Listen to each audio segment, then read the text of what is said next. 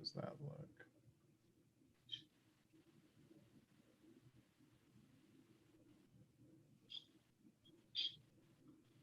Awesome. Is it looking good on your end? Yep. All right. Well, let's just jump right into it then. Hello, everybody, WordPress nerds and all. Today we have a special guest, Tim Noetzel, and he is going to be chatting with us about freelancing. He's got a lot to say, and I'm really excited to talk to him about it. I'm going to let Tim kind of introduce himself from here on out, but I'm really excited to chat. Awesome. Well, thanks so much for having me, Alex. Again, my name is Tim Noetzel. I've been a web developer and UX designer for about 15 years professionally, although honestly, it feels like my whole life. And for the past 5 years, I've been freelancing on and off full time for the past 2 or so. And so, yeah, excited to kind of chat about WordPress, general web development, UX, and of course, freelancing. Awesome. Yeah, that's a kind of like a thing that I've noticed a lot about the people that like to watch my videos is this general overarching kind of interest in freelancing, whether they're thinking about getting into it or if they're currently freelancing or something like that, or maybe even doing it more like on the side. So I feel like this is hopefully going to add a bit of value to the channel, like get something to out there to people who are maybe thinking about doing freelancing, currently in freelancing, that want to kind of up their game a little bit, or kind of anything in between, you know. I think that somebody, well, somewhere will glean some good information out of this. I've been freelancing kind of off and on my entire career with freelancing.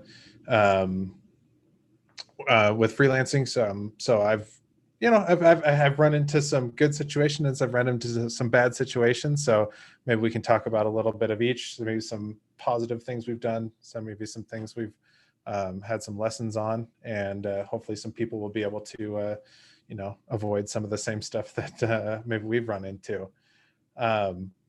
So I guess like, let's just kind of start out with like, is even freelancing worth doing nowadays? I mean, there's lots of jobs out there for healthcare, decent, like consistent paychecks, all that kind of stuff. What would you say like to somebody if they're considering freelancing at all? Yeah, I mean, I'd say a couple of things. First of all, definitely consider it. I think freelancing is awesome, but it's got to be the right fit for you, right? So I always think about 3 things when people ask me this question. The first is kind of, do you know enough to function on your own and sort of learn on as you go, right? So if you're, you know, brand new to web development, and I mean like really brand new, like you can't build a basic website, and you need lots and lots of help, and you're not comfortable kind of figuring it out as you go, freelancing is probably not a great option. But on the other hand, you don't need to be an expert at everything either, right? I think especially as web developers, a lot of us suffer from sort of imposter syndrome. It's like, oh, well, I haven't been doing this for 20 or 30 years, so you know, who am I to start my own business doing this? And that's honestly, that's not really, shouldn't be a big concern. As long as you can do something technically that other people can't do, that's of value and somebody will probably pay you for it. But, you know, think about where you are on that spectrum. And if the reality is that you're, you know, kind of comfortable figuring things out as you go and you're technical enough, then yeah, you probably pass that hurdle. I think that the other 2 big ones are like, are you serious about building a business? And whether that's, you know, a side hustle or a full-time thing, you know, either is totally fine. But if what you really want to do is just sort of focus solely on your craft, like all you want to do is code or design or whatever it is you do, freelancing may not be a good fit. But if on the other hand, like you're willing to kind of, you know, meet people and talk to people, and you know, learn a little bit about business, then freelancing can be a great fit. And then I think the last one is just like, are you willing to experiment and try new things? And definitely some folks are of the mind that they really just want to play it safe, and they only want to do things if they've been taught to do them directly and that kind of thing. If that's where your head's at, probably freelancing's not a good fit for you. But if you're willing to experiment and take some honestly quite candidly small risks, I think freelancing is great. Freelancers, you have tons of flexibility, especially if you're doing it full time, right? You pick who you work with, when you work, where you work. My wife and I in a couple of months are about to embark on, like, we're about to go live kind of the nomad lifestyle for about 6 months, and we'll be kind of traveling the country. And honestly, there's no way I could have done that if I wasn't freelancing. I'm making significantly more than I've ever made before, which is great. And so there is definitely that revenue upside. But there's challenges too, right? Just like anything. So I definitely think you should consider it if you're thinking about freelancing, but also go into it with your eyes wide open. Like, it's not a get rich quick scheme by any stretch of the imagination. You will have to put in the work, and you have to be serious about it. Yeah, I think there's a couple interesting things you said there. The first one is kind of, are you able to like build a site top to bottom? Like, that's something that, and if you can do that in a way that's comfortable, because like you can struggle through just about anything. Yeah, I mean, with all the resources that we have, I mean, there's gonna be some stuff you can't find online, but like overall, a freelancer is gonna have to wear a lot of hats. You're going to have to do a lot of client interaction. Obviously, you're going to have to code the thing yourself. You're going to have to figure out like the scoping needs of a project. You're going to have to do a lot of things that if you've come from like an enterprise background or an agency background, things have just kind of been taken care of for you. And if you're coming out of school and you're just thinking like, oh, I'm going to try some freelancing, you're going to kind of get hit in the head with, it's going to be a pretty big wake up call real quick. But I don't know, like some people really thrive under that type of environment. I, for one, am not necessarily like, my freelance background has always been like outside of like my 9 to 5, like I've always kind of had that, like I got married pretty young, like, so I've always had like a family, and like that kind of stability of like a 9 to 5 job has always been appealing to me. But it never actually like fulfilled everything that I wanted to do.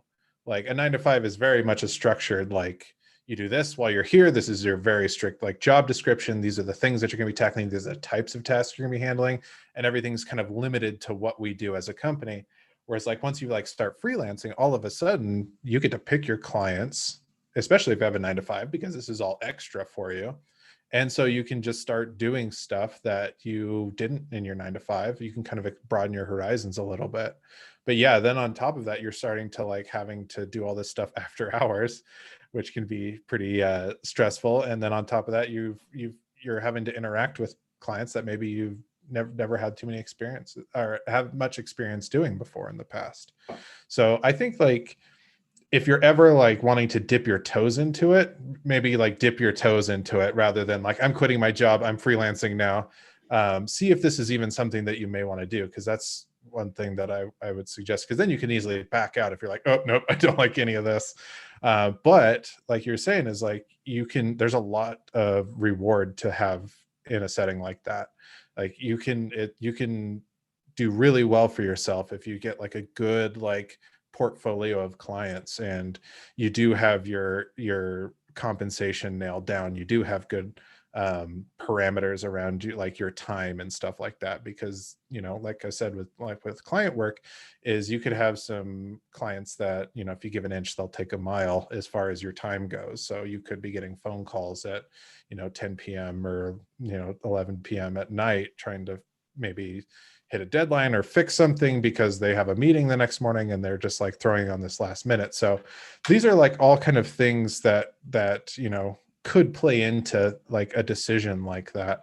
But overall, like you're saying, I think that there's nothing wrong with kind of doing what works for you. Like if it works for you to do this kind of stuff, if you like that kind of nomad lifestyle, if you're capable for doing that, that's way more of an option doing freelance now than it is kind of in a 9 to 5 nowadays. Well, more or less after kind of 2020 happened, Yeah. but you know what I mean? It's definitely has a large number of pros that I think a lot of people aren't aware of.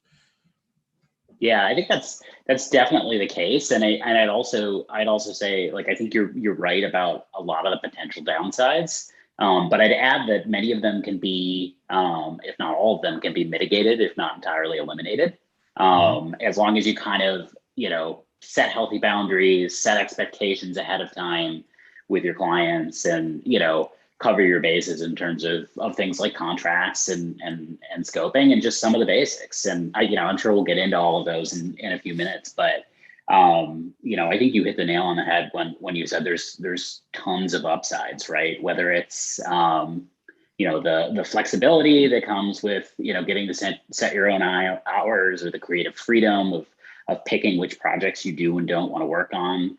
I think there's something sort of freeing and almost joyful about freelancing, because it is all on you, right? And if you are successful, that's because of what you put in. And if you're annoyed at your clients and you don't like them, that's also on you, right? You can fire them, which is great, right? And I think that adds to many people a lot of freedom that they don't feel in a regular 9 to 5, right? Where they're like, well, this is kind of all or nothing. If I'm unhappy, either I have to quit, or I have to just sort of slog through it, right? I think when you've got 4 or 5 clients, you've got options, you've got flexibility, and it's really nice.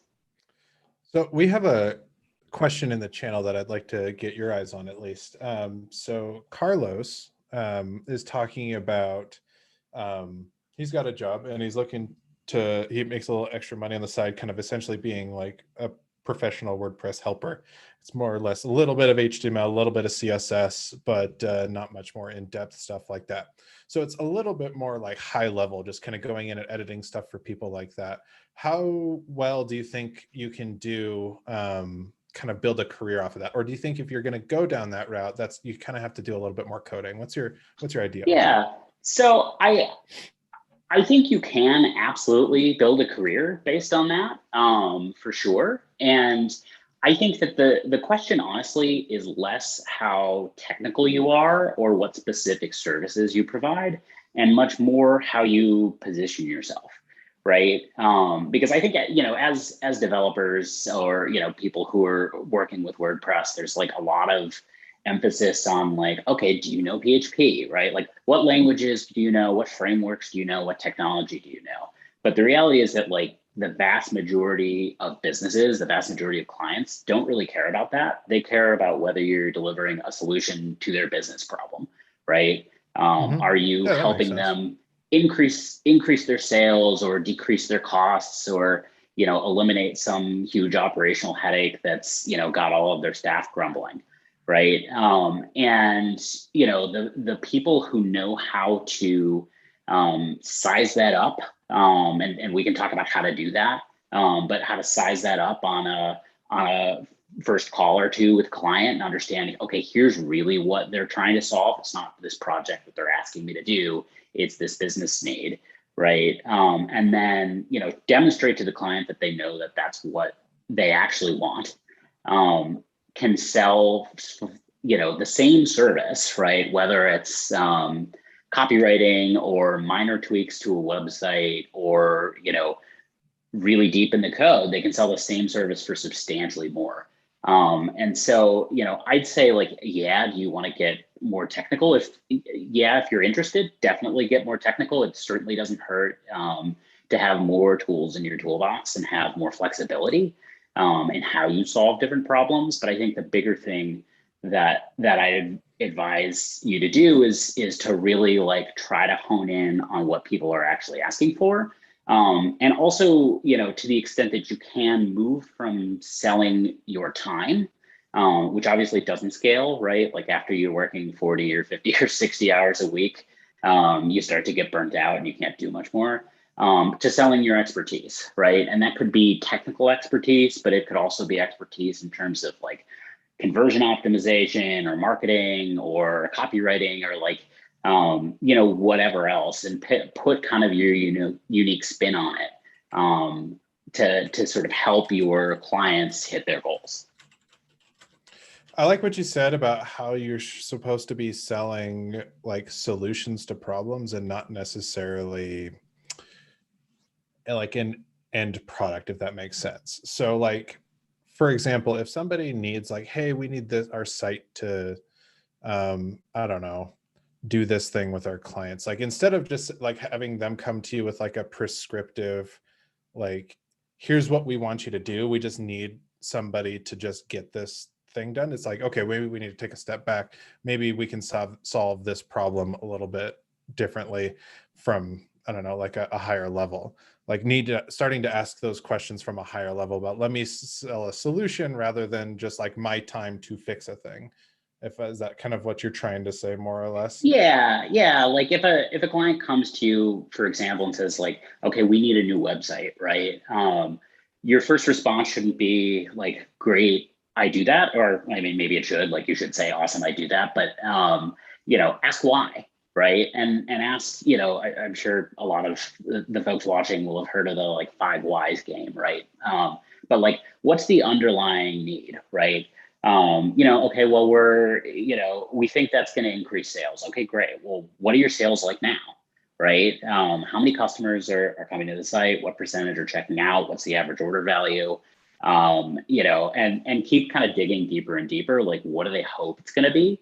And because that's going to arm you to not just say like, yes, I can do this, but also give you a lot of insight into other things that you could do that'll potentially help them. Right. And so it's easy to find a first project or a first client. It's a lot harder to upsell them, and retain them and have them keep coming back. But honestly, the difference between the freelancers who do and the ones who don't is just asking questions and being curious more than anything else. And if you're curious with your clients and you really are kind of trying to understand what their underlying motivations are, it's going to arm you to sell a lot more business. And it's also much better outcome for the clients because you've got solutions that they probably haven't thought of. That's almost always the case, especially when you're more technical or more experienced.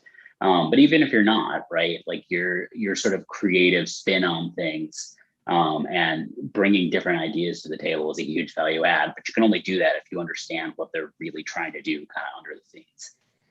Yeah, I think that that's kind of the other hat that you kind of have to wear because, most people when they think of freelancing is like, I want to write themes or plugins, or I want to, create little apps or something like that.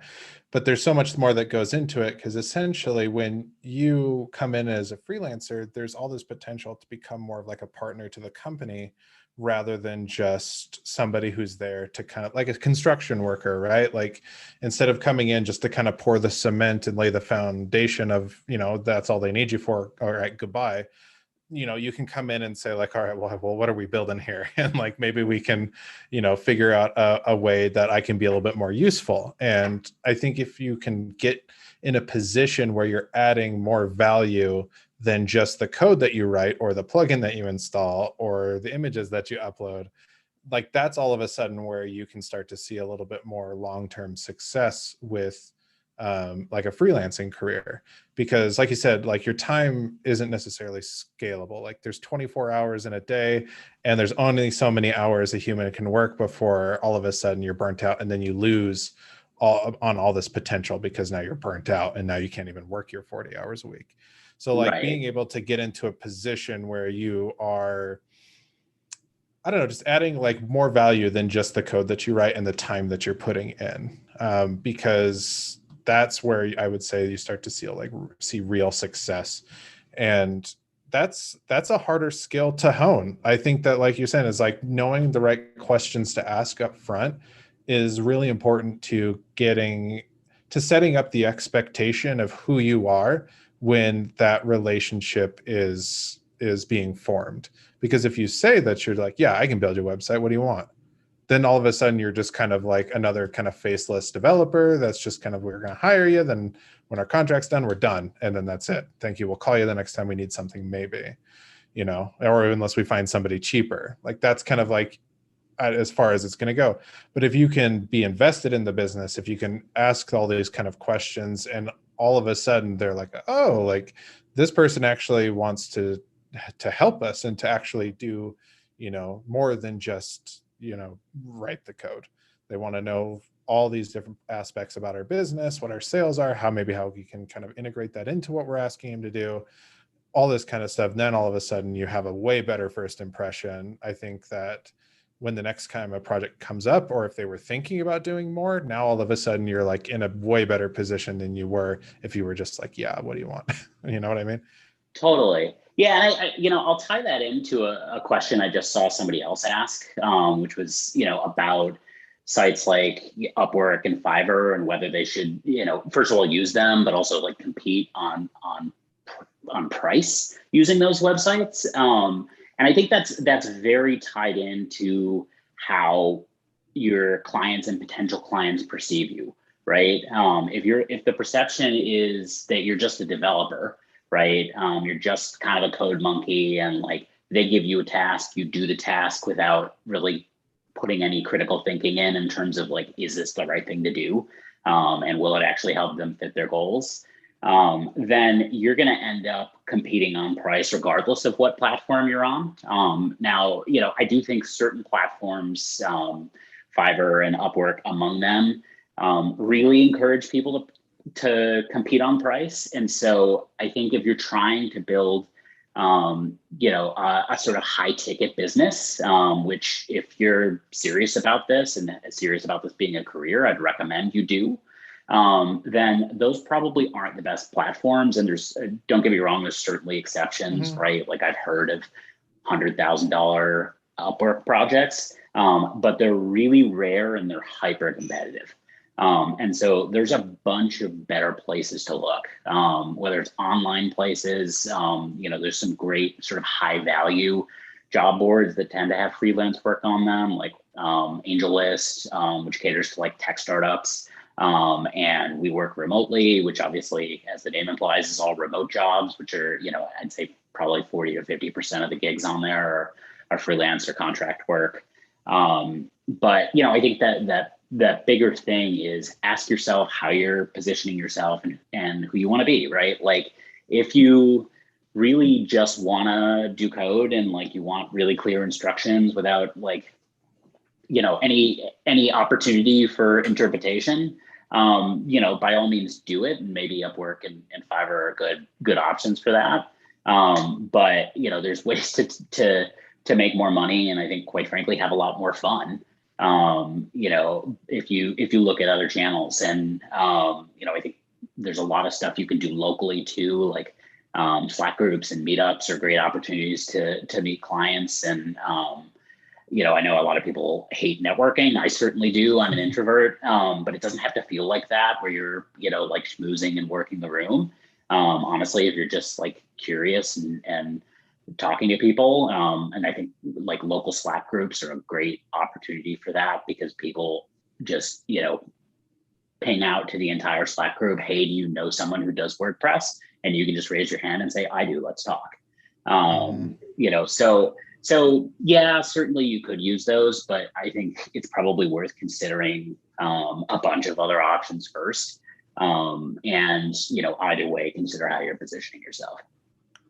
Yeah, I really like, I mean, I've like, granted, I've never really dug into things like Upwork or anything like that. I've used them, but I've never really advertised myself on any of those places, because the kind of work that I would get out of there is not really the kind of work that I'm looking for, if that makes sense. Right. Typically, the way that I have found clients is through word of mouth. Like, I mean, I come from a background where I've have you know, worked at agencies, multiple agencies, 3 of them, and in that time, you end up working with designers or marketing folks or SEO folks. And typically everybody's doing a little something off to the side, and they have their own connections. They have their own friends. They have their own previous connections that are starting to do something or have done something or work at a different company. And then all of a sudden they're like talking to this other person. They're like, hey, like I have this project that I'm working on. Do you know anybody that does X, Y, or Z? And they're like, actually, I do. And there's this other dude that I worked with at this agency, and I know that he knows how to do it. And so at that point, if you can make at least like good connections in your 9-to-5 job, like with other marketing people and other sides of that, even other developers for that matter, I've tossed off a ton of clients to other developers that I've known because I know that they're good people and they work hard and they're trustworthy with that kind of stuff. So if you can kind of like get yourself, even just like you just do a good job at your job, some stuff might just come to you. But usually like what I'm trying to say is that like it comes from networking stuff or word of mouth that I've seen just like kind of naturally, just by working hard and all that. But another one that has kind of also I found was charity, which was I thought was really interesting. I didn't quite expect to see this. Like some people are like, all right, like I'm starting out brand new. I'm coming from like 0 clients. Like I need to like I don't have a job like, or I do, and nobody's like really doing freelancing right now, so I'm not getting anything. So like, where do I even go? Well, if you need to like build a portfolio or start building like connections with anybody, I would start reaching out to like charitable groups, like nonprofit organizations and things like that, because almost every nonprofit that I've ever like visited their website, they're usually pretty terrible because it's really hard to find. So if you're looking to like, tax deductions here, if you're in the United States or something like that, you can usually still kind of get compensated somehow for your work. Sometimes they have like a budget that they can work with, but you can also like get just like portfolio pieces going that way too, like, and just being able to get just yourself out there more or less, is start making connections with these business people, start getting something together. You can start throwing, like when you're pitching other people that you do encounter, you can say like, oh, I did this piece for so-and-so and it went really well, and here's the site, go take a look at it. So there's like just trying to build on top of that. Yeah, like Slack groups, Discord channels, which I've done a couple videos on for those kind of resources. Yeah, like meetups, like there's a WordPress meetup here in Salt Lake City, and then like half the people there are either work at like Bluehost or like a couple of other little places here, and then the rest were like local business people looking to get their questions answered. So there's always like, we'd always do like a presentation and somebody's always asking like a question about like, hey, so I have like this e-commerce thing, like should I use BigCommerce or should I use Shopify or should I use WooCommerce? And everyone's throwing out all their, opinions, but afterwards you can go up to them and like, hey, like you kind of sounded like you're looking, I can maybe help out with that. Like, I do that. And so there's all these different places that you can do it. But yeah, I would say that like most of mine have been all like word of mouth, just people that I know that knew somebody that knew somebody that needs help with something. So you can put yourself out there, and also work will just come to you if you end up doing a good job, at least in my opinion.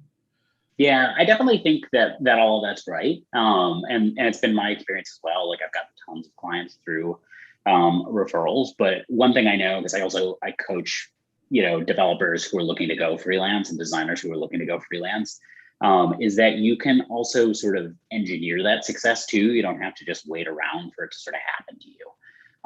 And there's a couple of ways to do that, right? Like you can go out proactively and start to find clients on like those high value job boards I mentioned. You can go to meetups like you mentioned.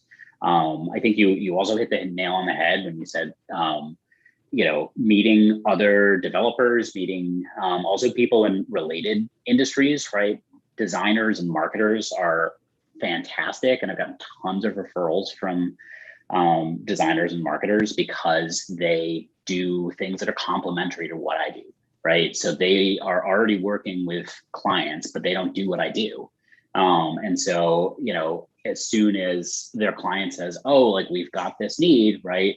They get out their mental Rolodex, right? And say like, okay, who do I know who does this, right? And you want to be on that list. And that's really just about like making some connections. And you may already have some from, jobs you've already worked, but like, if you're a developer, honestly, I think the easiest thing you could do to go and start kind of kickstarting this is go to a design meetup or join a design Slack channel, go to a marketing meetup or Yeah. join a marketing Slack channel. Those are really great ways and start meeting people, right? Because those people are going to have, needs for what you do. And because they don't do it themselves, chances are they don't know that many people who do it either. Right. And so that means, when they've got that need, the number of people they're going to call might just be you, or it might be 3 to 5 people, which is way better than, what you'd see on an Upwork or one of those other sites where you've got 50 people competing on price for the same thing. That's actually a really good point. And like, I've never thought about going to a meetup that doesn't necessarily directly line up with what I do. Because I've always gone to like meetups where it's, like JS meetups or WordPress Right. meetups or all this kind of stuff, because it's like I'm there because I'm here for the topics. But like I've never kind of thought about going to one to be there in kind of like a support capacity. But I could really see that. Like if you go to like an SEO meetup or like a marketing meetup or like a designer meetup or join Discords or Slacks that are like related to that, I can't imagine how valuable that would actually be for members of those types of groups to have somebody who's a developer. Because in an agency, like when the designer is talking to the client, they're kind of coming up with all this stuff that that they want to do on the site, and it usually doesn't translate very well to code, right? So you kind of have to Right. talk them down, or you kind of have to propose other solutions. So having those conversations ahead of time would be really valuable for designers in particular. If they're like, hey, like, so I'm designing this thing for this client, and oh, look, there's a developer here. Like, what do you think of this? I'd be like, no, no, no, no, no, no, no, don't do any of that. That's crazy. Like, it's not gonna, like, it's gonna slow down the site like crazy. Don't do this, don't do that, but do this instead, and maybe you can do that. And they're like, oh, like this dude actually knows what he's talking about.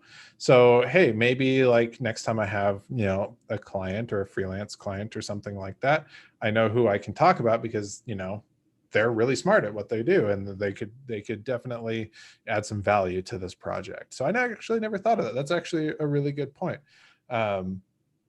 So I guess like once we've got the client, right? Like what would be some of the things that you would do to, I guess, first of all, like, well, I guess let's say that we got into the room with the client, right? Like they're like, all right, hey, Alex or Tim, like we've got this thing going on. What would be some of the things that you would recommend doing in general at that moment in time? Yeah. So, I mean, I think that the first thing you want to do is ask a bunch of questions.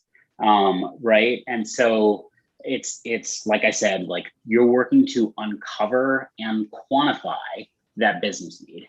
Right. So like, okay, they came to you with that project idea of like, we want a new website. Like, okay, great. Why is that? Like, is it to increase sales? Is it because the website they have currently is creating like all sorts of issues for their back end order fulfillment staff and that kind of thing?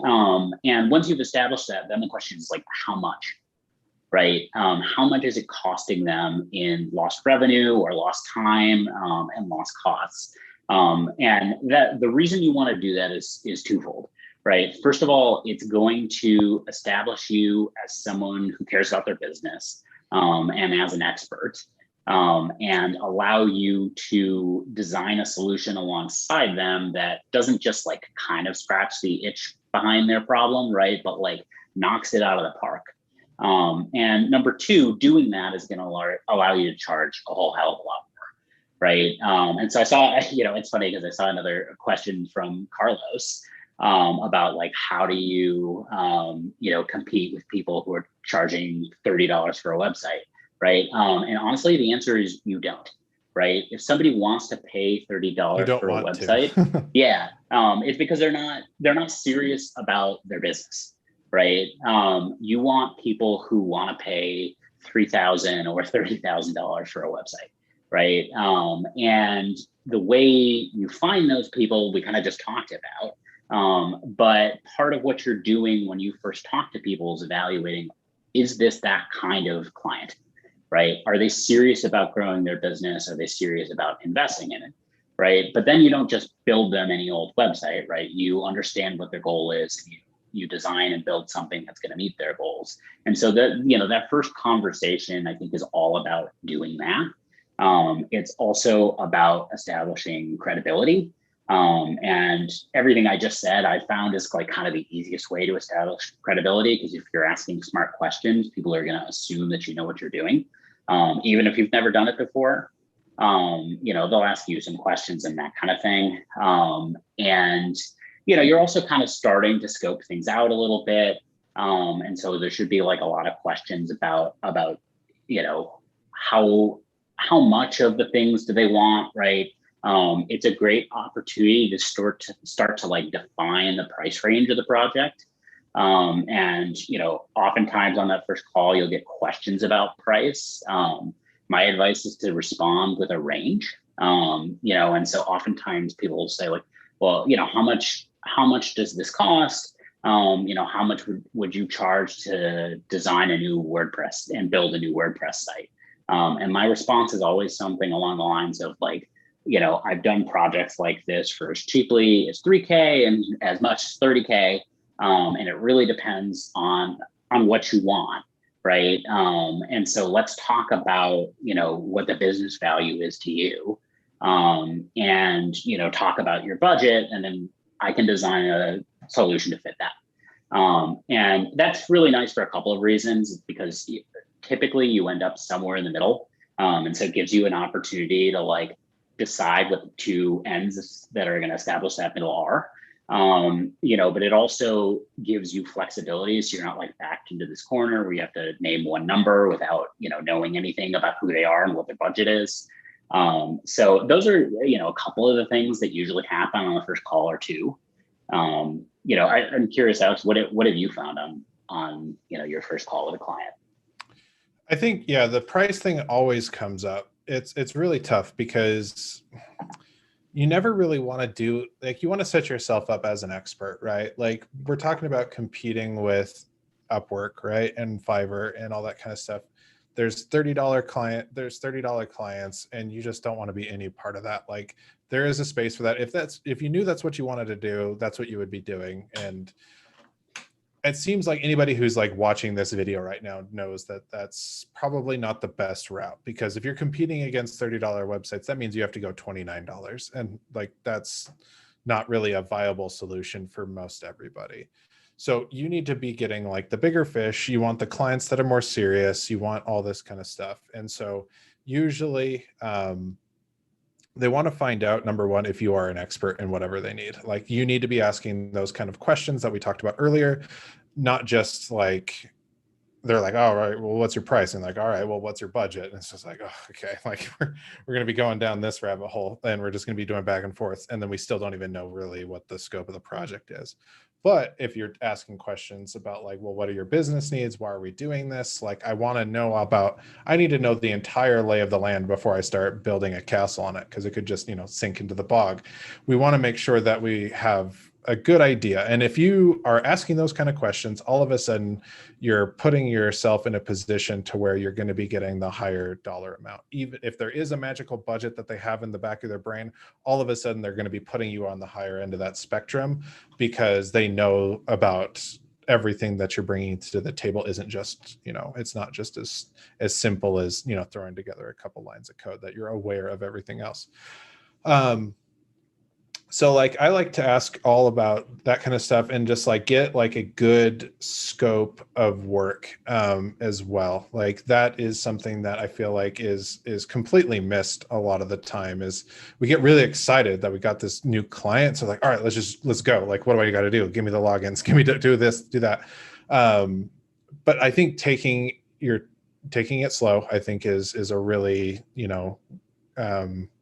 positive thing, because all of a sudden you're if you can break things out into chunks, into a really good scope of work, you're going back and forth with the client on what needs to be done and your suggestions for how things can be handled and things like that. And nailing down a really good scope of work document, I think is really positive. So there's no confusion about what's actually going to get done by the end of the project. I can't tell you how many times that it's like, well, like, oh, so we had this form here. We kind of assumed that it was going to have this, this, and this attached to it too. And it's just like, wait a second, we didn't talk about any of that. So like making sure that you're asking questions about each of the features that do end up in the scope of work document. Like those scope of work documents should be pretty big, if you ask me. It's usually not as simple as just like make an about page, make a contact page, make a checkout page or whatever. There's a lot more that kind of goes into it, and I'm probably derailing myself by going down this route, but it's come to mind a couple of times. But like getting that kind of stuff nailed down and setting those expectations about what you are going to do and what you're not going to do, because there could be this whole conversation about SEO work. They think that they're going to be on the front page of Google or something like that because you've touched the site magically and now they're all there. Like, we paid you for this new site and here we are. Like, all right, we got to have these conversations about like SEO and how things are going to shake out that way and whether or not your work is going to influence all that kind of stuff. So I think that having those type of conversations also puts you in a good position that you know like what the consequences of your work is going to be as well on top of that. So that's more or less, but I know I kind of went down a very different path with that, but that's just kind of where it took me. Yeah, no, I mean, Alex, I think it's funny that you're sort of mentioning scoping. My approach to that is probably a little bit different. And I think hopefully this hits at least a little bit on Shelby's question too about how to handle folks who ask for pricing before they want to discuss anything. First of all, it's like, well, the price depends on the details. And so if you're not willing to give me any of the details, then I can't give you a price. Right. Right. And, it's like buying a house without being able to go inside. Right. If they're serious, they'll give you the details. And if they're being really cagey, they're not serious. And honestly, just like run the other way. I think that's you shouldn't be desperate.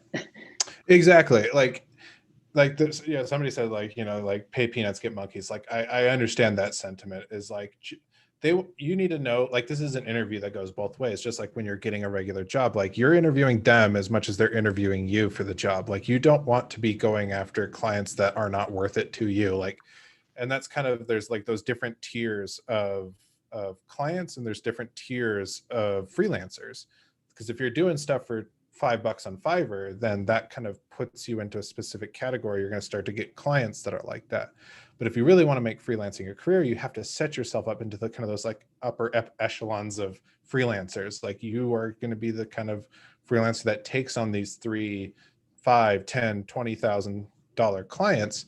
You can't be like, all right, well, if you kind of have to know these little like details, like you're saying, like if they're being super weird about pricing, or they're like non-committal about like sharing information about what the project actually is before like asking about like what you're going to charge and stuff like that. Like all that is kind of like it puts you back into that lower echelon of freelancer if you're kind of doing that and kind of entertaining that. So definitely setting like a standard for yourself, I think, is really important when it comes to this kind of stuff. Like if you want to be getting good clients, good consistent clients, you want high quality, low quantity kind of stuff.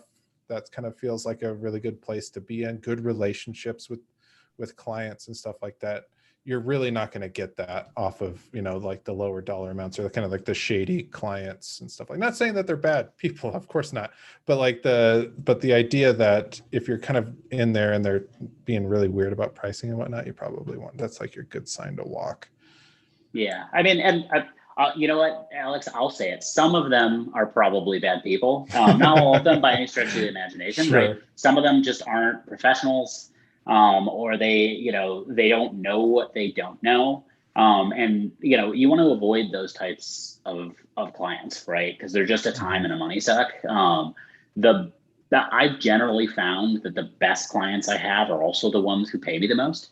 And it's not because I like them for for paying me the most, it's because those people are serious, right? There's a And so they mutual take, trust there. yeah, they take themselves seriously, they take the project seriously, and they take you seriously as a result, right? And because they don't want someone who's not serious working on their project. And it also means, and to go back to the scoping conversation, it also means that you have to worry a little bit less about scope, ironically.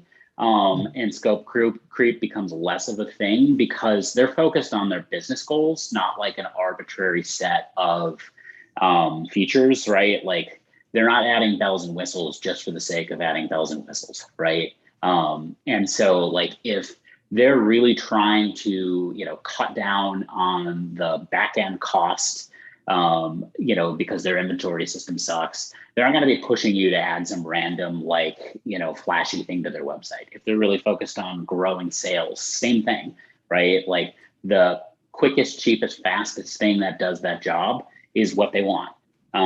Within reason. Obviously, there's always some small exceptions, like it's got to be consistent with the brand and stuff like that. But for the most part, my experience is the people who take it really seriously also have budgets, are comfortable paying high prices, and so like if you're feeling really uncomfortable with charging the types of prices we're talking about, and obviously adjust a little bit for your locale and some of that kind of stuff, then I'd challenge you a little bit to think about why. And honestly, I think it is in large part because I felt the same way when I was first starting out. It's in large part because you're talking to the wrong people. You're talking to folks who don't have those budgets, and like you're never going to trick somebody who doesn't have that kind of money into spending it, right? At least not honestly. And being dishonest as a freelancer, in addition to being unethical, is a great way to tank your career. So don't do it. But word travels fast. yeah, but you're talking to people who aren't serious about this and don't have those types of needs. And honestly, I just don't think that those are great clients. Like let the guys on and gals on Fiverr and Upwork deal with that. Go look for the people who are a little bit bigger and a little bit more serious.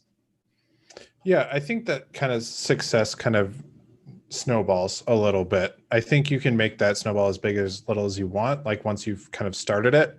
But yeah, like if you can get that first client and you can kind of use that as a springboard to get other clients, like they'll talk to, businesses talk to each other, and people who work within those businesses also have many connections that talk to each other, and they'll know about this guy or girl that knows how to take care of them. And so if you can get that, do a good job, you're ethical in everything from top to bottom, that is huge. And yeah, I think that you're right. Just kind of leave the other stuff, kind of down there in like Upwork and Fiverr to those who want to do that type of work. And there's nothing wrong with that, but yeah, that's fine.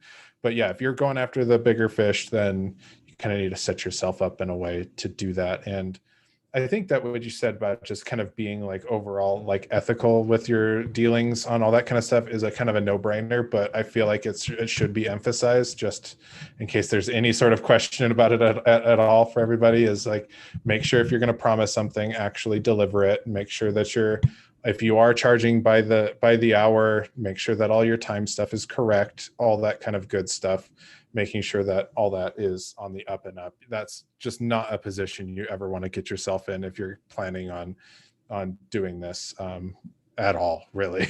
Like there's no real way around it. Shubham asks, $10,000 to $20,000 clients are difficult to find in poor countries. What should one do if he lives in one of those countries? I'll do like a quick response to this and shoot this back over to you, Tim, but like that one's a little bit harder. I mean, you kind of have to set your expectations to kind of like where you're at a little bit, but with like the more and more like we kind of have opened up, like people are really looking for people who can help them with solutions to their problems. And it really doesn't matter if you're, in the United States, Canada, if you're in Europe or Asia or anything like that. If you can help them deliver a product that they have had envisioned, or if they have a problem and you are the solution to that problem, it doesn't matter as much. And so like if you can honestly just be like an effective communicator, if you can respond to emails and messages in a timely and efficient manner, and get those questions, and just being open to like, I guess, communicating in the time zone of the client's country, that would be really helpful. All this kind of stuff adds to them, because it's going to be way more valuable to them that they can ask you a question during their business hours and get a response during their business hours than it is to send it at like, 10 a.m. their time and get an answer at 2 a.m., that next day. Those are the kind of little small details that will actually matter a lot, in my opinion. But what are your kind of thoughts on that? Yeah, I think everything you said is true. But I also think that there's two ways to think about this, right? Like one of them is, okay, like you definitely have the internet's a wonderful place. It connects people from across the world, and so you do have the opportunity to work with people on other sides of the globe. Like you were getting at. But even if you don't have the time or inclination or ability to do that, maybe you've got kids or other commitments, so you can't really like time zone shift. You still should be going after the bigger fish in your locale, right? And so maybe you're not going from the $50 Upwork project to a $5,000 project from a client from somewhere else. Maybe you're going to a $500 project, but the principle is still the same, right? Look for the people who are really serious. That said, there are all kinds of big and successful companies in those countries. So I also do think that there are those types of opportunities. In fact, I know there are, because I know folks who have found them. Yeah, you just have to dig a little bit harder. But the point is, you're not looking for the client who's like the grandparent who wants a website to put up like their grandchildren's photos, right? You're or the like mom and pop fly by night business. I work with a lot of small businesses, and I love working with them, but the ones who are serious, who have some financial backing, those are the ones you want to go after. And there are, like, I've had, people pay me 4 or 5 figures, and they're single person businesses. And it's just because they're serious. So you don't have to do, a $50 project just because you live somewhere that's, not the US or the UK or Australia. Mm-hmm. Yeah, that's true. Like, I think that, I guess like, digging a little harder and just also having like a lot of patience, because not all of those fish are going to be out there all at the same time. And it's just a matter of you just being ready. Like sometimes it takes a little bit of time, and just being open to those opportunities when they come, I think is really good too. Like, but I think, I mean, that's kind of one of the nice things about working in in the modern age where we have the internet, is that you aren't just locked to your locale. Like that is something that you can expand upon over time, if that makes sense. And I think that if you are providing those solutions, if you are doing a good job, like that will snowball. And I truly believe that. Alvaro asks, why is it so hard to find WordPress and PHP developers with modern JS, React, and skills? I believe WP is a great tool that is adjusting to modern technologies, and even big corporations can use it as a headless CMS. Yeah, that's pretty interesting. Like, so one of the reasons I think why my channel got is as big as it is because at the very beginning of the channel, probably, maybe a year in, maybe a little less, I did a video about headless WordPress. And I think that was like, first of all, it's really kind of like a new concept, not necessarily like headless in general is not necessarily a new concept, but kind of using WordPress as like a headless CMS is semi-new, in my opinion. So like the Venn diagram of like people who know WordPress and people who know like modern JS frameworks, the overlap between those two is fairly thin, in my opinion. So I think that's going to grow over time, especially as like more and more people do that, because I think it is a really strong combo. Like everybody knows at least a little bit about WordPress or has interacted with it on some level. And that can be a really great, content management system, even if you're not really using the front end of it.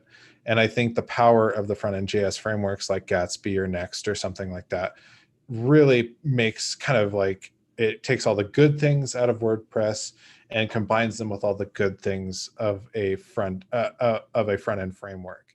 And so like with those two powers combined, all of a sudden you have something that not a lot of other systems have. And if you are freelancing and you can set up the expectations of what that system looks like, I think that could be a really powerful combination, a really good selling point for yourself, because it's like, we can do like just the vanilla WordPress route, but you're not always just working with I feel like we can talk about this a little bit, is that like, you're not always dealing with just a company that has no idea about technology. Like so a lot of the times you're dealing with other engineers that like have that kind of sit over this department or sit over this project. They need just somebody to do it, or somebody to kind of like be an addition to the team somehow. And so you kind of have to be able to like maybe provide something that could appeal to some of those decision makers as well. You're gonna need to know like, hey, like speed is a real issue, or this is a real concern that we have with WordPress, and this is the one it's currently sitting on. What can we do here? And so you can go through all the optimizations you can make to WordPress, but you can also be able to present a secondary solution, which is using WordPress plus a front-end framework, like those things. So like being technically savvy can also give you like a one-up in that. We've talked a little bit about just general business kind of tips and tricks about like actually being able to get those clients and being able to ask those questions. But at the end of the day, you're still providing a lot of the time you're providing hard coded solutions, and being able to expand your tool set into something more like a headless setup, I think is really invaluable. So what do you think, Tim, about kind of like, I guess like being able to provide like a bunch of different technology solutions to them? Like, have you had to deal with a lot of technology groups during your time freelancing, and what was that like? Yeah, so definitely. And I'll answer the question directly first. I think it's hard to find people who do a bunch of different things because it's hard to learn a bunch of different things. But I also do think it makes you, much more flexible and gives you like, a lot more options. So I do React development. I do, WordPress work and plain PHP work. I do Shopify development. I do Node.js. So like I work with a lot of technologies. I would encourage people who are just starting out learning development, or who've only been doing it for a couple of years to learn another language, or another framework, because it's really going to help you just understand the fundamentals of programming a lot better, which even if you don't end up using that new technology professionally, it's going to make your life a lot easier. It'll help you, look at problems differently. It'll help you code faster. That said, I think we're starting to see a lot more of that in the WordPress world. And you were talking about headless. Not a lot of people know this, but like the Gutenberg, like if you create a custom Gutenberg block, that actually uses React. And so like, WordPress is definitely heading that direction. How far they go, talk to the creators, not me, but I think you're going to see a lot of that happening. And I don't know a single WordPress theme or WordPress implementation that doesn't use at least some JavaScript. And like the old school solution was always to use jQuery. But like you can definitely write, even if you're not going to go fully in the headless direction, right? Like you can write WordPress themes using using these modern technologies. And honestly, I think that's a good opportunity for a lot of folks, and can also be a lot of fun. Yeah, and I think that there's like, okay, so I've got I've only been taking like one client at a time. I've got two small kids and I got a demanding 9 to 5 job. And so like I've been doing like one client at a time. And this latest client essentially just says like, we need a thing, you can do it however you want. And that's essentially where I like, you know, a couple years back when I made the headless WordPress video, I was like, well, here I go then. I'm going to do one in headless WordPress and I'm going to do Gatsby and WordPress together. And then I'll kind of go through it, come back, make a video. And then that's kind of like what it ended up with. But anyway, like, I think that sometimes you just straight up have that freedom to use modern technologies any way that you want to in freelance projects. And that is a huge like benefit in my opinion, especially if you know like the site is not like you know like you're not going to get stuck and like code yourself into a corner. Like don't use something that's brand new to you on a client's project where it's going to all have all these complicated features. That's just a recipe for disaster. But if you like, you know, you understand the scope of the project, you can also use some, you know, modern technologies for the stack. It's huge. I learned so much from just being able to do that. Another huge benefit of working freelance is like, I don't know, I wasn't able to do that in my 9 to 5 at all. Like, I mean, maybe someday, but not now. But so I was able to learn quite a bit about this. And then it became like a huge proponent for headless setup. So we're actually going to start doing it at this company that I work at now here in the next little bit.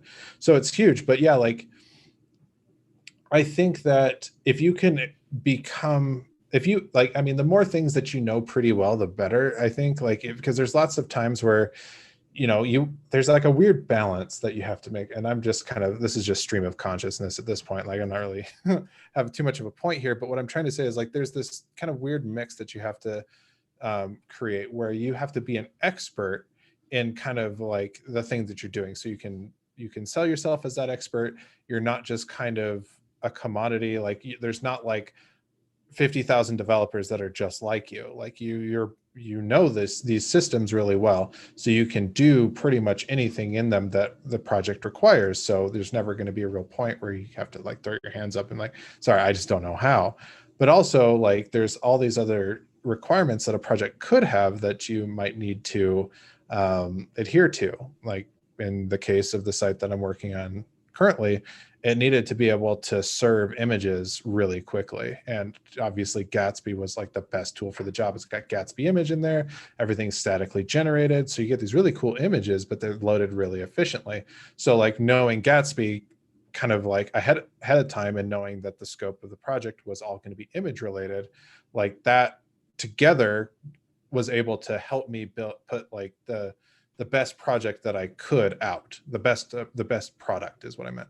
So being able to kind of at least like have a good understanding of other things kind of sets you apart, in my opinion. So like, what do you kind of think, Tim? Like, so like, there's like this thing where it's like, how do you just like not become, I guess, another face in the crowd when it comes to that kind of stuff? Yeah. I mean, I think you've hit the nail on the head, right? Like that's the goal. And I think, you know, the phrase that comes to mind to me is, you know, to keep in mind that like technologists hire technologists and business people hire business people, right? And so when you're selling, right, like keep in mind who you're talking to, right? And sometimes it'll be more than one person. And if that's the case, you've got to address, you know, multiple frames of view, right? But if you're talking to a business person, they probably don't care that much about the technology, right? They want the thing to be stable, easy to use, and cheap to maintain, right? But beyond that, they really don't care about the technology. They care about, you know, the business solution. Does it sell better than the thing we have today? Does it, you know, make it easier for us to ship out widgets and quicker for us to ship out widgets than the thing we have today, right? If you're, on the other hand, you're talking to, you know, like a director of engineering or a senior engineer at a company who just needs another engineer because, you know, they've got a bunch of other projects they're working on, they'll care a lot more about the technology, and they'll probably be a little bit more prescriptive about which technologies you use because they've already got like a staff that they like, and, you know, they're opinionated about those things.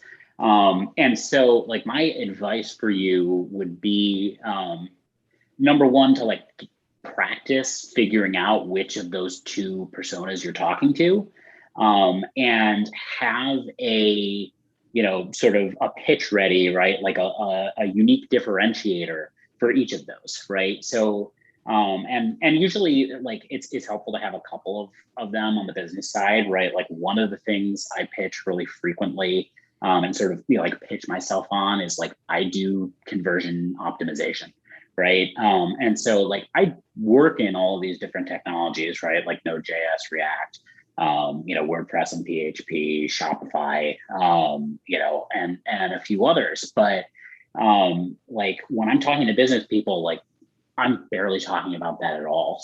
In some conversations, it doesn't even come up.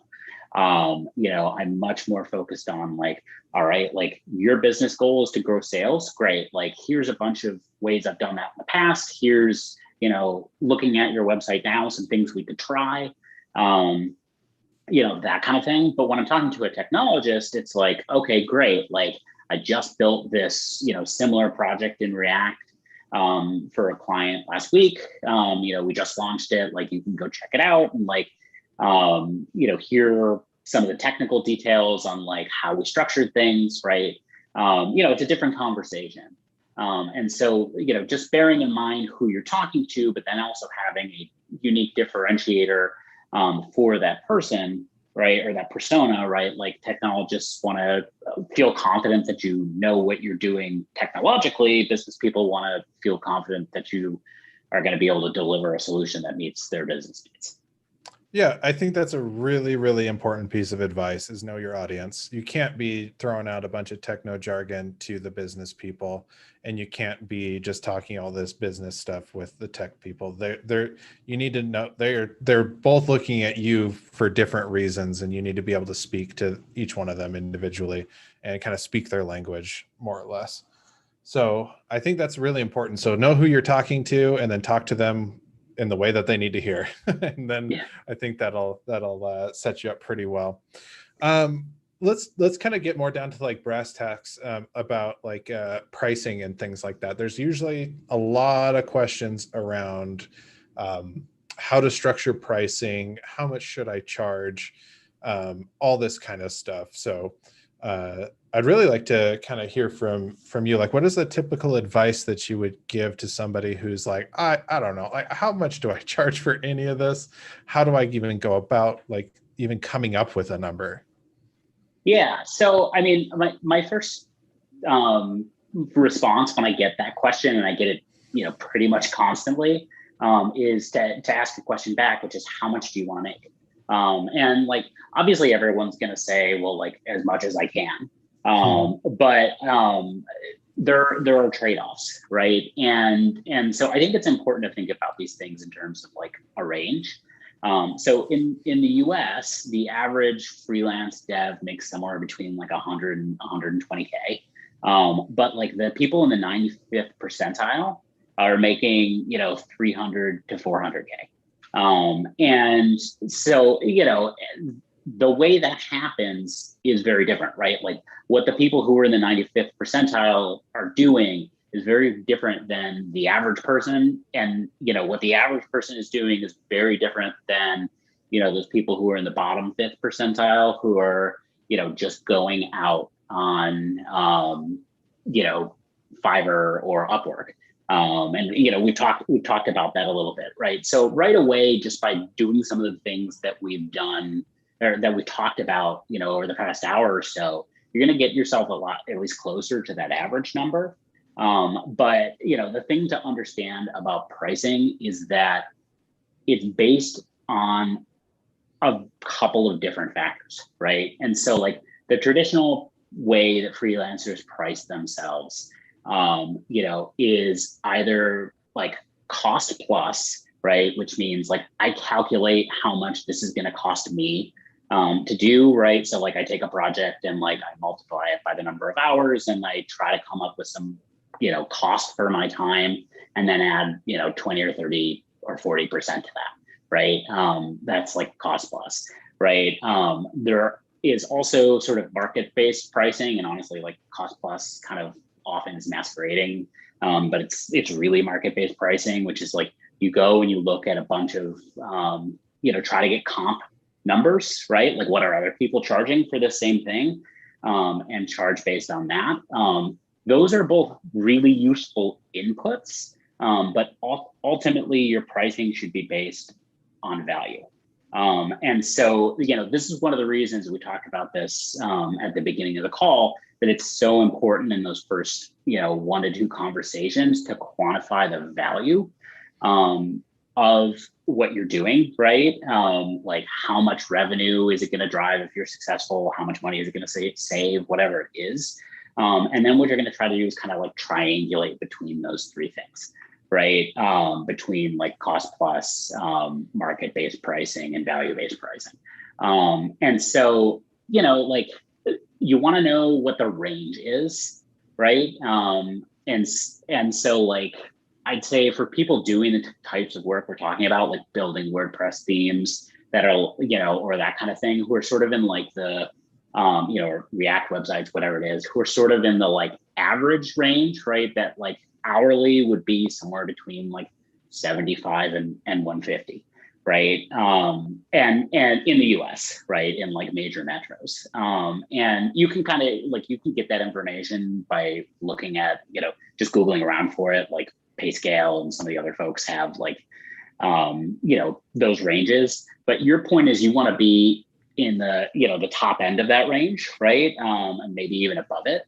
And then the way you do that is by quantifying that value, and making the client that you're selling to feel confident that you're going to deliver on it.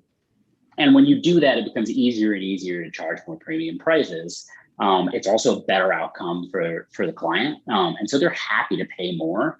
And, honestly, one of the best pieces of sales advice that I've ever gotten was to charge more, because honestly, it makes the right type of customer more comfortable because they feel like they're hiring an expert, right? And they feel like they're hiring someone who's going to take their business needs seriously, not just build something that may or may not work, right? And I don't mean technologically, right? Like that's the easier of the two, barriers to like overcome, right? Like, does it work technologically? The real question is, does it work, for their business and solve that, that problem that they really have?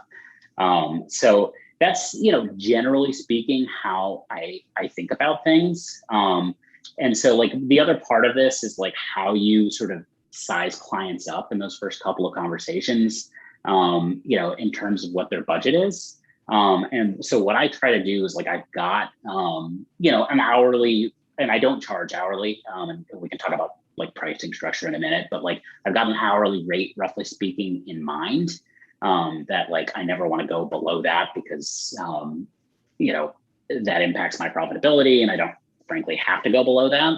And so, typically what you want to do is sort of like right size your project, right? So like get a sense of what their, budget range is. And you can kind of give them a range, like I gave you that example earlier. If they ask for your pricing, like say like, okay, like, I've built sites like this for 3,000 and sites like this for 30,000. Like it's going to depend on the details, and then shut up, right? And listen to them respond, right? And a lot of them will say like, well, I think like our budget's like much closer to this, right?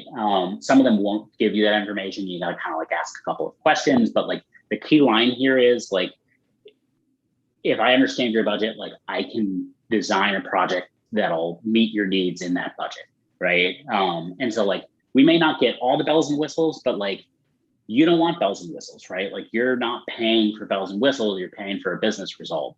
And so, we'll work together and we'll figure it out. So hopefully that like gives you at least a little bit of insight into that. I know that's like a lot to unpack. So, Alex, you tell me if any of that made any kind of sense. Oh yeah, for sure. I think what you're talking about like adding business value is huge, and being able to like identify like how much of an impact you can make to like their bottom line goes back to talking about like asking a lot of questions up front about like, all right, so if they're like, hey, like right off the bat, like what are you going to charge us for a website, and it's like, okay, well, it could be between 3,000 to 30,000 depending on what you need, and that kind of stuff. That's when you can start to, they're going to be like, all right, well, what's going to make it 30,000 and what's going to make it 3,000? And that's when you can start to like kind of dig in. That's like essentially, in my opinion, like your door in to like start asking like, all right, well, what are you kind of looking for here? Like what is like your, what is your end business result? Like, are you trying to increase conversions, or you just need to like increase, like, I don't know, just like the speed of your site? Are you needing to like just increase like, um, oh, I don't know, like your SEO footprint or something like that? There's all these other things that you can like start to use to kind of come down to like a number.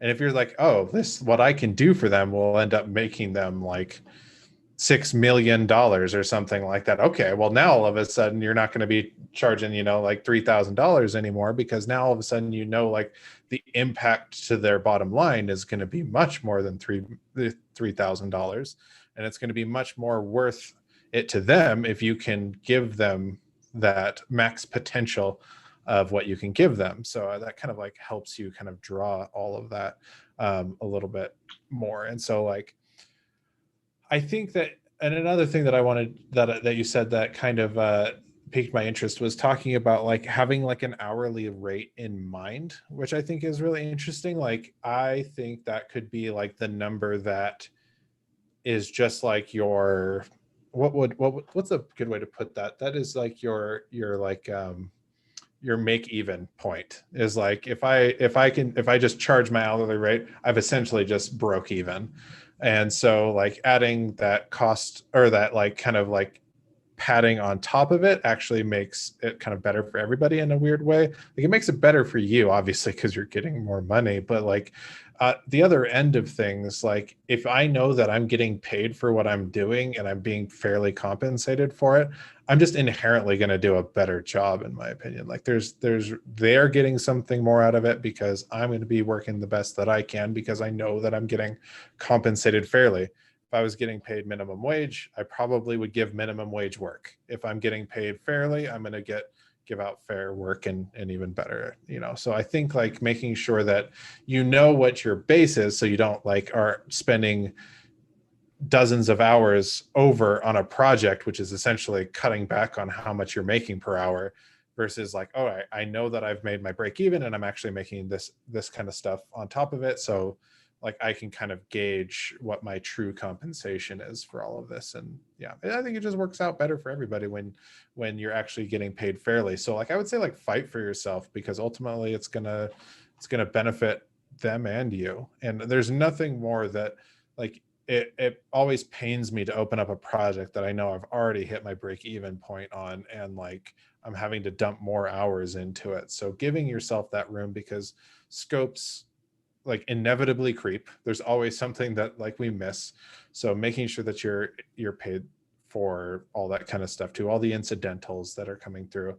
But yeah, like making sure like, I think that if anybody's like, so I watch like, this is weird example, but I watch a lot of like barbecuing YouTube channels, because I like to barbecue a lot. Like I've got like a smoker in my backyard, and they're always talking about when you're seasoning your meat, that you're always underestimating how much you're seasoning a meat. Like if you've got a big old brisket or something like that, people are like, oh my gosh, this is like a lot of seasoning we're putting on this big chunk of meat. And then he's like, I can guarantee you, whatever you're doing on there, it's not enough. And so it's like you kind of always have to kind of bully yourself into charging more. Like the idea is like, we typically, if like in like vulnerable positions like this, we tend to like undersell ourselves. And so we always kind of shy away. I don't know, this is at least in my experience. I always kind of like go more towards the lower end of things, because it's like, oh, like I don't know, like if I'm really worth that much, they're just gonna like gasp and stop responding to my emails when I throw out a bigger number. But I found that actually in the most recent projects that I've done, when I've gone big and I've said like, it's kind of this, or I'm done, they usually are like, oh yeah, no, that's fine. Like I think they can really pick up on your confidence, that you are an expert, that you're going to be worth your time, and they're worth your time. All of a sudden now it's like a relationship, like we're kind of in this together.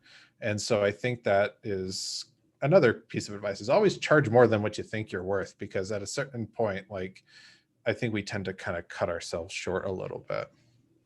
Yeah, I think that's exactly right. And I think that the other thing I would say is put yourself in the client's shoes, right? Like, would you rather spend $1,000 for a website that's going to make you $2,000, or $30,000 for a website that's going to make you 3 million, right? And think about that math there, right? Like, people don't want to spend $1 to get $2 back, right? They want to spend $1 to get $10 back. And so, like, if it costs significantly more to do that, as long as they can reasonably afford it, they'd still rather do that, because they want the best possible outcome. And so, the things that I found to be really effective in this are, like, number one, like, okay, that value you're going to provide, right? Like, if this website that you're building, or this tool you're building, whatever it is, delivers on that value, like, what the range is, put that front and center in your proposal, right? Your proposal is not about the technology, it's not about the scope, all those things are in there, but it's about, like, okay, you have this business challenge, here's what we're building, and, like, here's what it's going to do for your business, right? And then the other thing is, like, give them options, right? And so, like, I always present my proposals over a call, usually a video call, sometimes a phone call, but, like, that way, like, I have the opportunity to hear how they respond, like, what's their gut reaction to the price. And if for some reason I've, miscalculated and, like, read them wrong, read their budget wrong, and honestly, it doesn't happen that often anymore, because if you're asking the right questions, you'll kind of know. But, like, if for some reason that happens, I can right on the spot adjust things, right? And then the key there is, like, you're not just, like, turning your pricing down, right? Like, it's not like you're hoping to get $200 an hour and you're just going to go to $150 an hour, right? What you're doing is saying, like, all right, like, we can throw some stuff over, off the boat, right? And make some changes to still get you what you want, but within your budget. And clients really appreciate that, and they'll respect you more for doing it. And they feel like they're dealing with an expert when you do that. So, like, that works really well. And, I think the other thing is just, I don't know, Alex, if you want to get in a little bit to, like, pricing, like, contract structure and billing terms and that kind of stuff. But there's a lot you can do there too, that can help you a little bit, like, help you make more money. And also set you up for success in terms of maintaining an ongoing relationship, and set the client up for success. Yeah, that it's kind of interesting. There's all these different, like, structures a project can take on, at least to my experience, where if you're working for a large enough company, it's not just a single person. There's typically things that they have to go with, like, there's bounds that they have to stay within that are not strictly the dollar amount. And what I mean by that is, say, like, there's, like, a budget for $50,000 or something like that. But I mean, quarterly budgets kind of take account into that kind of stuff. It's like, okay, well, we only have $50,000 for this quarter. And if you're saying that this project is going to take $75,000, well, we can, like, strip out some of these features for now, but we can do the rest next quarter. So, like, all of a sudden that opens up the conversation to, well, first of all, a longer term relationship, but also, second of all, is, like, you're not necessarily, like, taking price off of what it is, because all of a sudden the cat's out of the bag at that point. It's like, all right, this guy just charged us more because he could. It's like, no, everything's kind of tied to something, and why the work that I would put on this is more valuable. So, like, you can say, like, okay, well, all right, well, if we need to kind of do this into multiple phases, well, here's the things that I think that we can kind of move over to the second quarter, where you have more of the rest of your budget or whatever. And now all of a sudden you can kind of work with them on back and forth. Your price didn't actually change, but the scope of work did, and the timeline did. So there's all these little weird things that you kind of also have to like be understanding of from like the business perspective of things. It's not really that they don't want to work with you or want to give you this much money, is that there are like strict things that are just straight up out of their control. So being able to kind of work with that, expect for that, kind of have backup proposals like you were talking about, is like having multiple options for like kind of timelines and budgets and budgetary needs. It's like, okay, there could just be like, we just don't have that much money, what can we do? And you could also have, you know, options for that as well. It's like, okay, well, here's all the things that if we want this end result, like we need to increase conversions, well, here's kind of some of the kind of like edge case things that we could have done that we could probably strip off that would bring us down to something closer to your budget. Being ready with those kind of things in like a phone call setting or like a video chat setting would be really helpful, especially if you have them all like laid out in a really nice presentation. That would be huge. And yeah, like I think kind of talking about timelines a little bit and kind of payment structures, we can get a little bit into that. It's been a minute since I've had to do this because like I'm kind of like on retainer with my current client. So it's not really as much of a thing, but I do remember for a long time, when I was doing lots more clients, a lot more frequently, I was always doing milestones. Because at the beginning, I was just like, I'll do the website for $1,000. Thank you very much. And then they're like, all right, here's a check. And then I would essentially be doing the website for the next 6 months while they just kept adding stuff. And I already had the money in my pocket. It was just like, okay, well, that didn't really help out anybody. So and then it was kind of like, oh, well, maybe I'll do half up front and then half at the end. And then I was like, oh, okay, well, I would get my half up front. And then that half at the end was kind of like, you know, dangled over me. It's like that carrot on the stick was always chasing out. So then I started doing like, you know, scopes of work and contracts and things like that. And that kind of locked me in a little bit more. But ultimately what I found out was like, once you kind of ask the right questions and you understand the project a lot better, then all of a sudden it makes a lot more sense to do something like milestones. And milestones has been kind of was the saving grace for me because it kind of kept me accountable and it kept the client accountable for everything. Now it got to a point where it's like there wasn't really a need. There was this just like inherent trust that we had, like, all right, hey, like I did the thing, and they would just send me my money and then we would move on to the next thing. But like, no, like at the beginning, it was very helpful to kind of point to like, hey, I did X, Y, and Z. Here's a link to the site or the staging site or something like that. Here's, you can see X, Y, and Z. So let's get the milestone taken care of. And now you kind of are in a power position where you can say like, all right, well, we're not starting on the third milestone until we've taken care of the second milestone's payment. And now we're mutually accountable. And then they're not going to pay you the third milestone until the third milestone's items are complete. And so it keeps everybody kind of like on a level playing field. And there's not as much of like this kind of, I don't know, somebody's in a really vulnerable position and somebody's really in a power position. It kind of keeps everybody working together and things like that. And that's something that I found is really helpful, is essentially getting the budget, breaking it up into as many milestones as makes sense for the timeline and the project scope, and then just dividing that number up into that many equal parts and you're good to go.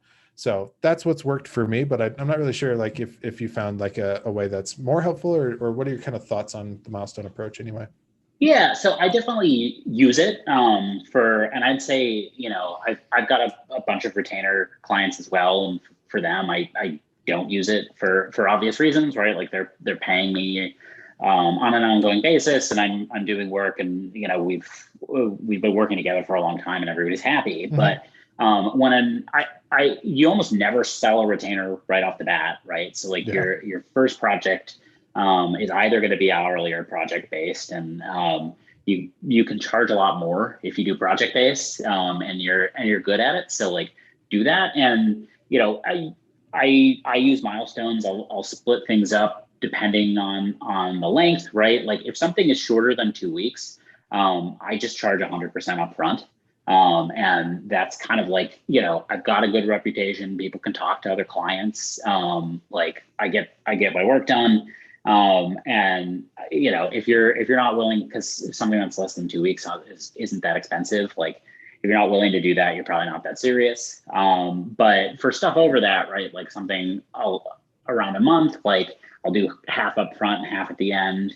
And anything longer than that, that's when I start doing milestones. Mm-hmm. And it can also be helpful, in situations where like, where the scope isn't fully known, like say if you're the one doing the design and the development, I'm sure we've got a couple of folks, tuning in who are, sort of that jack of all trades and do both, the design and the implementation. Then, it's worthwhile to split the project between those two phases, and say like, all right, like I'll do the design for you. That's going to be a totally discrete phase. And during that one, we're going to like, work together on sort of right sizing the design so that like the development also fits within your budget. And so there's other situations where it's useful to do milestone based stuff, even if the project isn't necessarily all that long. But definitely do it. It makes your clients more comfortable, and both of you are kind of on equal footing where like no one's, worried the other person's going to screw them or that kind of thing. So.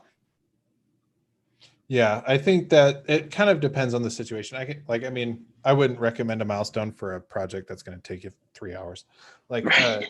I think that there's definitely a time where you can build. Well, first of all, if you have like a good relationship with the client, you can get loose with that. I think it becomes a benefit to everybody. They don't have to worry about like checking off all these boxes or anything like that. They know you're going to do what you said you were going to do. You know that they're going to pay you when it's done. I think once you've established a good relationship with that client, for sure. But if this is like a brand new client and it's like, this is going to be a 1 to 2 month project, absolutely. That would be the thing that I would recommend is like, it keeps you accountable. It keeps them accountable. Everyone's on the same playing field here. And it just makes a lot of sense, in my opinion, to do it that way. Yeah. Yeah. I mean, the thing that I'll add too is like, I usually like, the vast majority of the times I'm pitching a new client, it's split into, roughly speaking, 3 meetings, like before the close. And it's, sometimes you might take more than 1 meeting for each of these 3 steps, but like the first one is like understanding their needs, right? The second one, and so I'm asking all the questions we've already talked about. The second one is like, I come back to them with a proposal, and that's got like, a rough idea of what like the project is and like roughly what the pricing is. But I don't mention payment terms other than to say like next step is like, once we agree on this, I'll put together a statement of work. And then that third step is like, I send them the statement of work. And like the thing to keep in mind is what happens in between steps 2 and 3.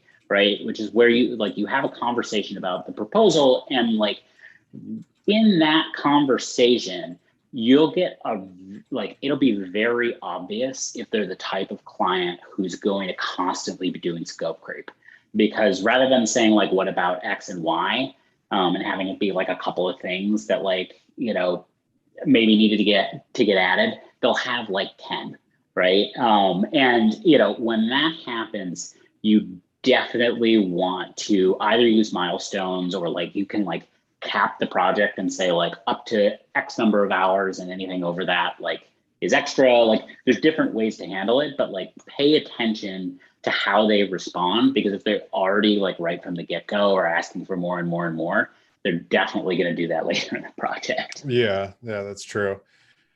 Let's we're at about an hour and a half. Let's go a few more minutes. We have a couple more things that I'd like to cover, so we'll just kind of go through those last couple things, and then we'll call it, unless somebody else has a question in the chat. And remember, if y'all have a question, just make sure to type it in. We'll definitely get to it. So the other question we have is like, how to avoid the feast or famine problem and keep things steady. That seems to be kind of the issue, is being able to, how am I going to pay my bills 1 month and then have enough to go on a cruise the next? Like, how do people manage those kind of months and scenarios, years even?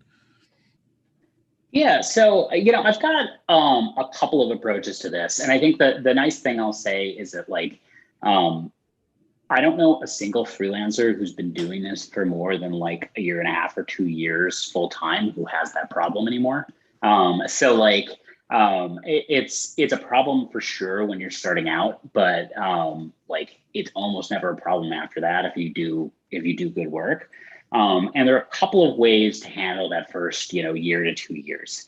One of them is to partner with existing agencies. So like a lot of times, like larger agencies have sort of overflow and that kind of thing. So it's a great way to get like a couple of more stable clients, who will say like, all right, like I want to effectively buy like 25% or 50% of your capacity for the year, or whatever. And like, they won't pay for the entire year up front, but like, they'll say like, we need somebody for, 10 or 20 hours a week, whatever it is.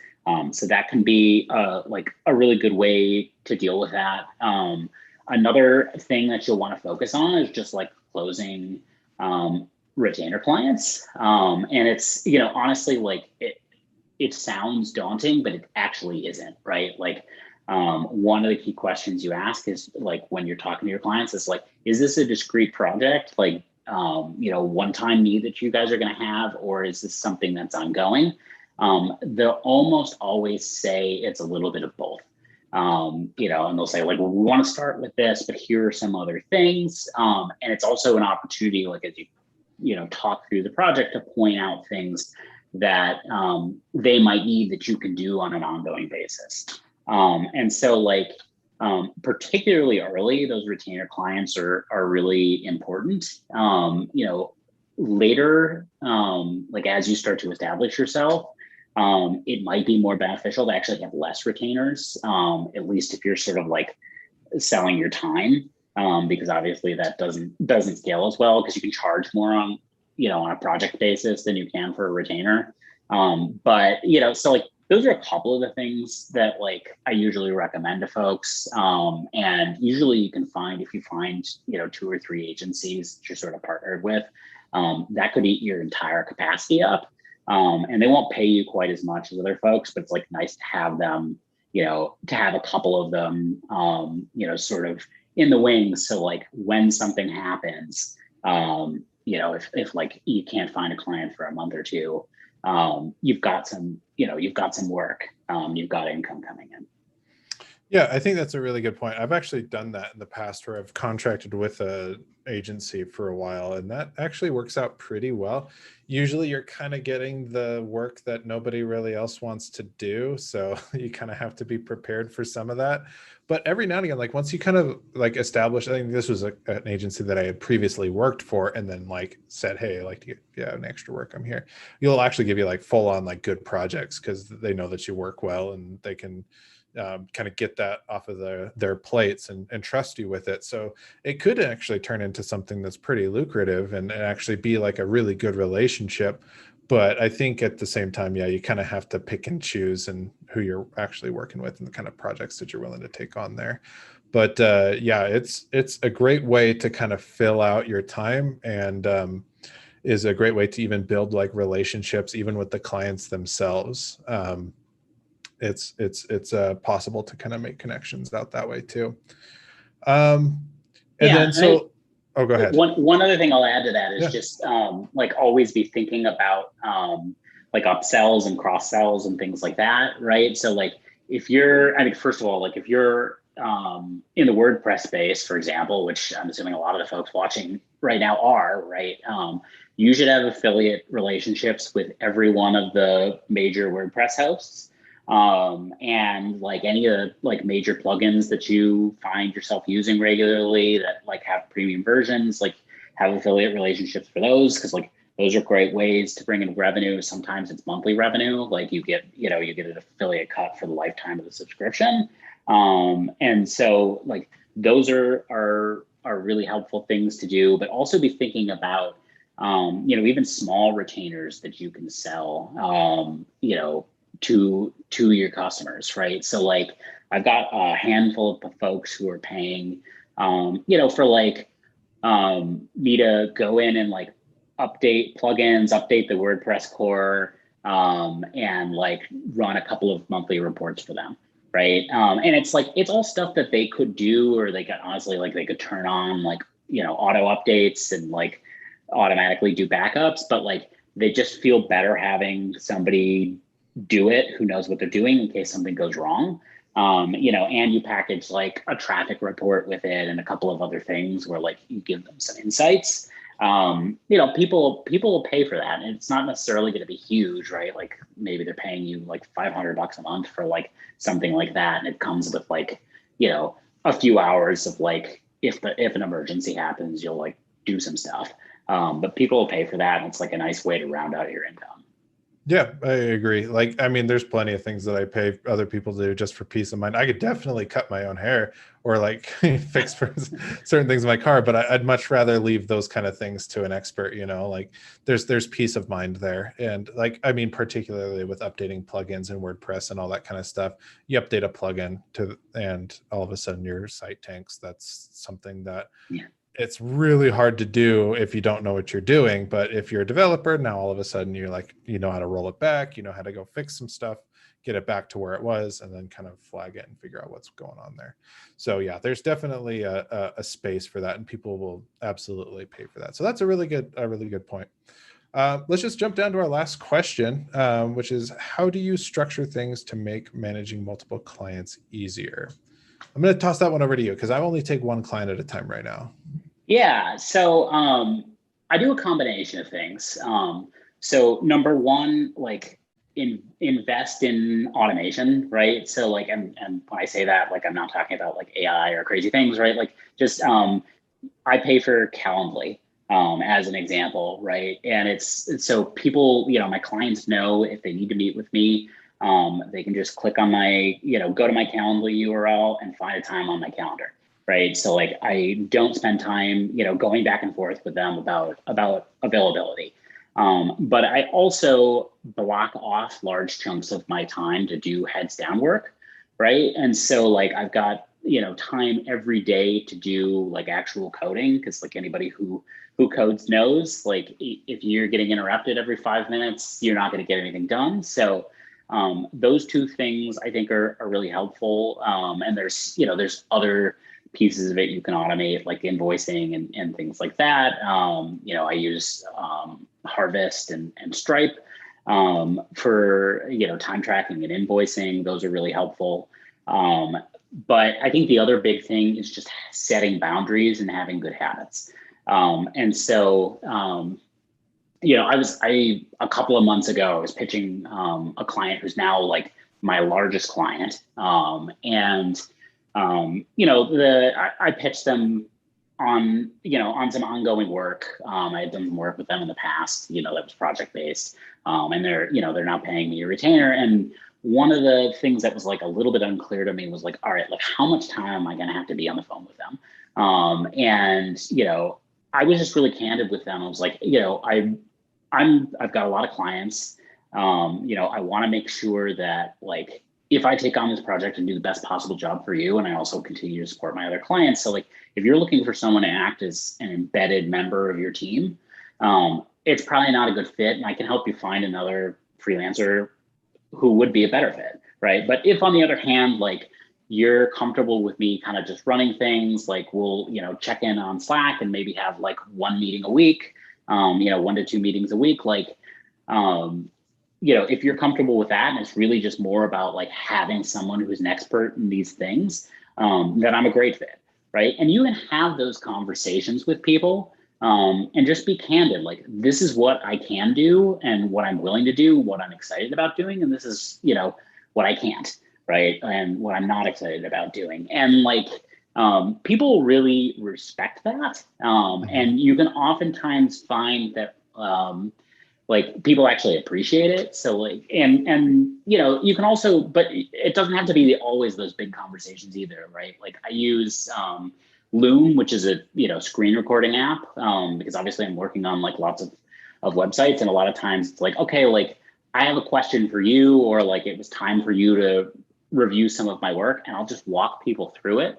So rather than like scheduling a meeting and like, then there's, you know, 10 minutes of pleasantries at the beginning and 5 at the end, right? Like I record a 3-minute video and email it off to them.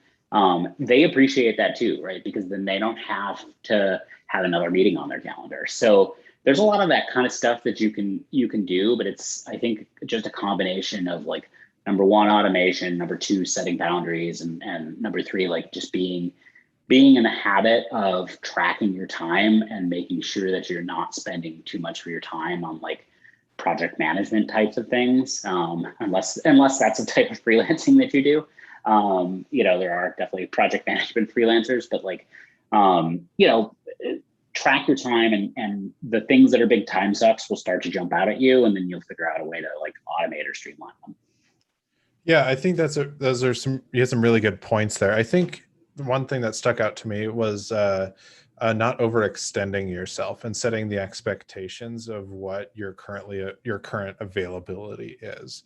Like being an embedded member of the team, as you kind of put it so well, is something that sometimes clients just straight up expect that they're just paying somebody and not giving them any sort of like benefits or health insurance. Like, we want you 40 hours a week and all this kind of stuff for the entirety of the project. And when you're grabbing a freelancer, you can't expect that. And so coming in and saying like, all right, as a freelancer, this is kind of what my time is. I have these extra clients. Like, you're not the only one. Like, I mean, there's some freelancers like myself who only take one, but that's not you, and that's probably not most. And so there needs to be that boundary set, that expectation set, because you're going to be juggling a lot of different clients. I think automation, like you said, is also a really big thing, even from like the code standpoint. If you're Yeah. consistently running like reports, if you're consistently doing those like kind of like repetitive tasks on a monthly basis, you can do a lot with cron jobs, or just like even just like setting up like simple scripts to like run through this kind of stuff easier and easier. So like you're not having to like spin up the project, do the same thing over and over again, rerun these things, run these things. Like all of a sudden you can just like make a little guy that does all that for you. And there's little time savers here and there that you can even do. And just like same with like even within the project itself. I've talked a little bit about this on some of my videos, but like being able to deploy like a WordPress site can be like weird at times, especially if you're like trying to show off work. Like being able to spin up like a new like instance of a WordPress site. There's certain like hosting companies and stuff like that where if you push to a certain branch, it'll like spin up a testing branch. Like at my 9 to 5, we use Pantheon because you can spin up a new like branch off of it with a Git, push it up to the remote branch, and it will like copy the database, it'll copy the files, it'll copy the code from your current branch, and it'll spin up a brand new instance of that site that's private. So then you can just copy that link, toss it in an email, say like, here's all the stuff that I did, boom, and you toss it up there, and then all of a sudden they have something to look at. Now that's completely automated, right? And like doing that in like any other way is a little bit like, it's very time consuming. So like being able to set up little things like that could actually save you a lot of hours in the long run, but you're charging the same price. So now all of a sudden you have that time back, and they get the same end product. So if you can find little things like that, that's going to build up over time. So I really like appreciate the automation part, because that touches in multiple different ways on the business end as well as the code end as well. All right, I think we're probably going to end it right there. I really appreciate the conversation, Tim. I really enjoyed it. I think we touched on a lot of different things. Do you have anything that you want to let everybody know about before we sign off? Yeah, so you threw a link in the channel and mentioned this, but I do offer a free course on how to become a freelance developer. So definitely check that out. I also, I make a blanket offer to like any of the folks who take the course, and I'll make it to everyone who's watching as well. If you are, trying to decide if you want to become a freelancer, or you're already a freelancer and you're struggling with, some piece of it, whether it's finding clients or something else, you can book some time with me totally free. Like we'll talk for 45 minutes or an hour, and I'll help you kind of brainstorm and come up with a strategy for you. And I also coach folks one-on-one. So if you do want some more one-on-one advice on an ongoing basis, we can talk about that too. But in general, just, really enjoyed the conversation, Alex. Thank you so much for having me. And, to anyone who's watching, excited to to watch you guys on your journey, and please let me know if there's any way I can help.